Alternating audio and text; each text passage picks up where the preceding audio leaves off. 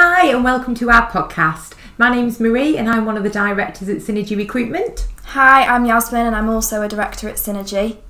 So it does please me to say that we're in 2021 now, and the previous podcast that we did talked about the impact that the pandemic had had on the recruitment industry and specifically our business as well.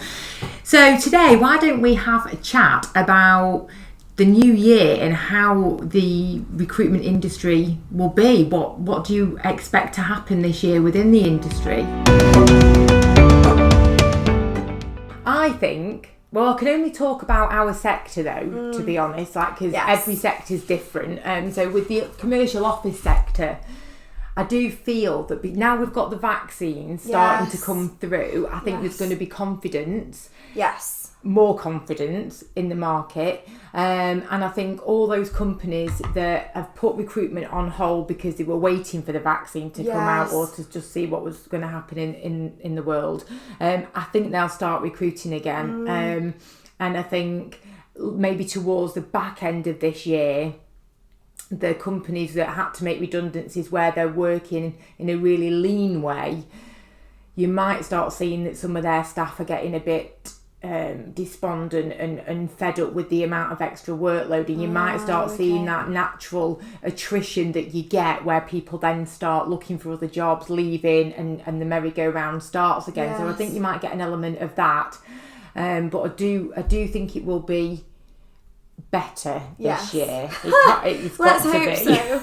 Let's hope so. Do you think that companies will kind of continue on with the working from home model in ways, because that's obviously been a massive change that's happened as a consequence of COVID. Let's say the vaccine rolls out and COVID disappears, if that is ever a thing. Do you think that will kind of continue on now? I think it depends on the individuals that are within the business and on the actual company, but my guess is a mixture of the two will probably be the most popular, because the beginning of the lockdown and it was all a novelty to work from home, then everyone was like, that's the way it's going to be all the time. But then there's other issues that have come about from that. You know, if you're at home and you don't have much contact with anybody else, you've not got a family, you're living on your own, and your social life is being at work, then that can, there's been a lot of mental health issues related to that isolation. But I do think people, they do like that option, and it's been proven now, because before any of this, I think companies had a big concern about, are people going to be productive? Can we trust them to actually work? How will I know that they're going to be doing as much work as if I could see them in the office? But I think the technology that's out there now with the call, you can listen to calls that all your staff are making, you can see all the stats, you can see what they're doing. So I think it's been proven now. I mean, some of our clients have said that the staff are more productive at home than they are in the office. Because they're not all chatting to each other. So that's been proven. So I think now it'd be quite difficult for a company in our sector to say absolutely categorically you cannot work from home. And I kind of feel like businesses that do say that might kind of get left behind, because I think candidates now that are looking for new positions, I think they will be looking for that flexibility. I think they'll be asking for it, and I think that they will make decisions based upon it. And I think in a way, a massive thing that I guess we've all learned as part of COVID-19 happening is the importance of the time that we have with our family, the time that we have with our friends, the things that we do that make us happy that aren't necessarily related to work. So I feel as though potentially that is now going to be something that candidates are more putting their impetus on. They're finding that more important when they are looking at a role. Does this company genuinely care about my health and well-being? Are they giving me those benefits? Are they giving me those days holidays? Because actually, those are the things that really matter. Yeah, because for me personally, during the lockdown, the biggest thing that I missed, learned, whatever you want to call it, is the connections, the relationships, not seeing people. You take it for granted that you can just have your family over, that you can have your friends round your house, that you can meet up outside, that you can do all these things.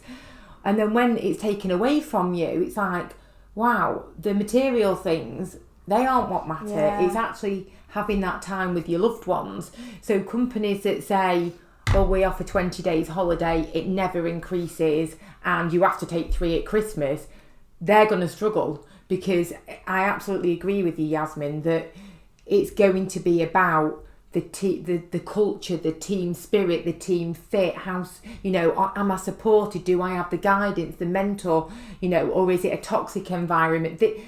It's not just about the money. It's going to be a lot about that. And, you know, if you've got children, can I finish a couple of hours early, but I'll work, you know, through my lunch breaks, or I'll do extra work in an evening because I want to go and see a play at school whenever we're allowed to do that again, that is. But, you know, things like that. Or I've got a doctor's appointment, I can only go at 3:30. But do you know what? I'm going to work in the evening because that's what I've been doing anyway, because I can work from home. Yeah. So it's that give and take. Yes. And isn't that the great thing that we've learned from the ability to have people working from home, is the fact that now, you know, before, if somebody, as you were saying the other day, if somebody's child was poorly, like you'd have to have a week off or whatever. Yeah. But now you don't have to do that, because you can actually just work from home. Yeah. And therefore you can carry on doing what you're doing with that being the case. Yeah. There are loads of benefits to candidates and clients, I think, from the whole working from home model. You know. Well, a big benefit to clients especially, well, to candidates, because it opens their opportunities. But for us, a lot of the time when you're recruiting, one of the key things that we're looking at is location. Oh, yeah, of course. So if a company then says, well, actually, it's either fully working from home, or we will do a mixture where 2 or 3 days per week you're in the office or working from home, that means you can open out your pool of candidates, because somebody is going to be willing to travel further if they're only going to the office twice a week. It makes a huge difference. We've already seen that, haven't we, towards the end of last year in the roles that we were recruiting for. That ability to open it out and consider candidates that previously we wouldn't have been able to. Location is less of a factor, which means that you can focus more on the important things, hopefully, which are, you know, the candidate themselves and the team fit and the skills and all the rest of it. So that is a great benefit of that, actually. Because that used to be one of the struggles, you know, when before we were in this situation, when it was candidate driven and there weren't enough candidates out there, you know, if we had the option of, well, you can actually open it a bit further and look for people that are 15, 20 miles away because they don't have as many days in the office, then that would have been a game changer, really. So I think that's a benefit. And what do you think is the number one thing that candidates need to be doing in order to give themselves the best opportunity to get the jobs that they're going for? Genuinely, I think the number one and pretty much only thing that is really, really important is for candidates to show that they are genuinely interested in the role that they're applying for, which sounds really obvious, but unfortunately, in lots of cases, you know, the very first question we ask any candidate that we're talking to is always, what are you looking for in a new role? Because it's important that what they want and what they're looking for in the long term matches up with the opportunity that we have. You know, that's how you find a long-term fit, essentially. And there's so many more cases now of me asking that question and candidates just saying, oh, I just want anything, any job.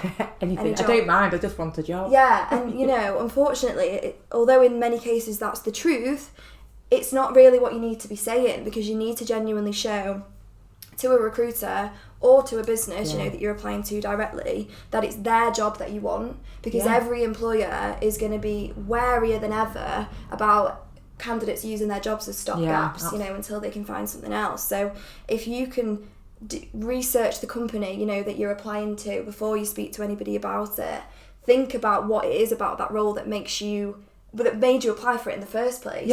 You know, and if you can express that, I genuinely think that is pretty much the number one way that you can stand out against other candidates that are applying for the same position.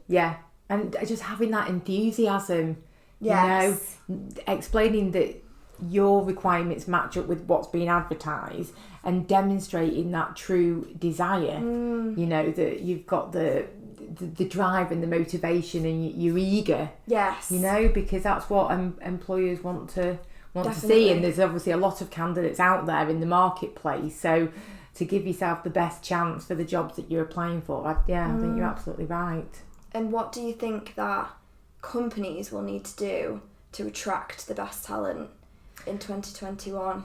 I think it goes back to what we mentioned before. I think they need to be making sure that they're offering that supportive environment, inclusive environment. You know, they're giving the right amount of holidays. They look after the staff. They show that they care. There's that give and take. More than ever, they have to show that, don't they? Not just about the salary. Obviously, salary is important, but because of what's been learned from this whole experience with the pandemic last year, people are going to be looking for that. I think it was already starting to go that way anyway, because we'd had conversations about companies that did offer the flexible working and working from home, etc., and how candidates really were drawn to that and liked it. And I think it's just going to be catapulted even more to the top. Yes, and I think as well, another thing that's going to be important for employers is, in as much as is possible, to have a bit of a strategy and a bit of a plan.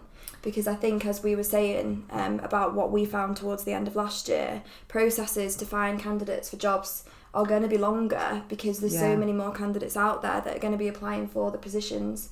So the shortlisting takes longer, you're speaking to more candidates, you're interviewing more people in person.